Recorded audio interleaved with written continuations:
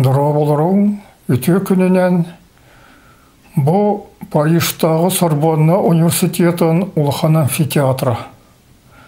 Бұл залға 1992 саллаға Барон де Кубертен бұлырғы олимпийскай спортивной ойнулары теленнерекқа, онына саңаттан сайындарыққа ден ан бастан тұлып біті.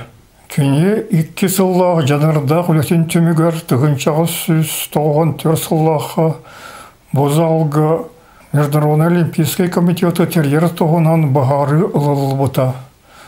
Онан білінге олимпийскай қамсағын тірелебет сірі бұл зал болыр. Білеген қасты қартысқаны көрің.